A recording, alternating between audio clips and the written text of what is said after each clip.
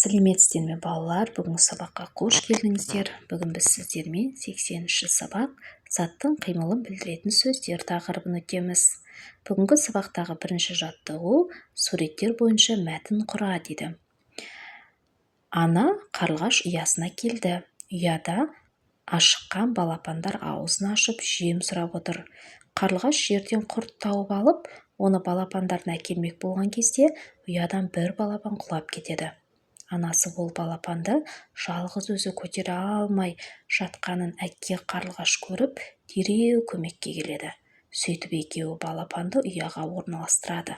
Қарлығаштар өте қамқор құс екеніне менің көзім тағы да бір рет жетті деп мәтін құрадық.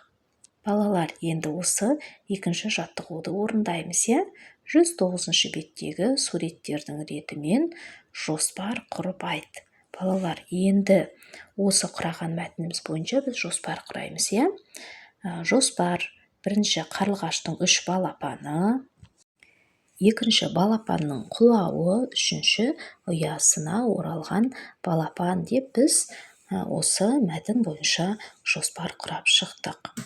Балалар, сіздерге біздің құраған мәтініміз және де жоспарымыз ұнады деген ойдамын, және де түсінікті болды деген ойдамыз. Олай болса, үшінші жаттығуға көшеміз. Сөйлемдерді тиісті тыныс белгісін қойып, көшіріп жаз. Бұл жерде балалар сөйлемдер берілген, нүкте, үтір қойылмаған. Олай болса, біз керек жеріне нүкте, керек жеріне үтірін қойып, сөйлемді қатесіз көшіріп жазамыз, Қарлығаш пайдалы құс.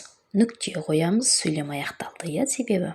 Одан кейін, нүктеден кейін міндетті түрде бас әріппен жазамыз. Ол ағаштарды зиянды жәндіктерден қорғайды.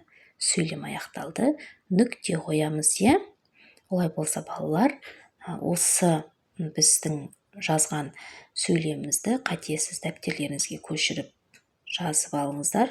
Міндетті түрде көркем жазыңыздар. Бүгінгі сабағымыз осымен аяқталды. Сабақ сіздерге түсінікті болды деген ойдамын. Егер де сабақ түсінікті болса, лайк басып, сұрақтарыңыз болса, комментарий бөліміне жаза өтіңіздер. Міндетті түрде жауап қайтаратын боламын. Ал егер де каналға тіркелмеген болсаңыз, Зерек бала 2 каналына жазылып, қоңыраушаны басып қоюды ұмытпаңыздар. Сау болыңыздар.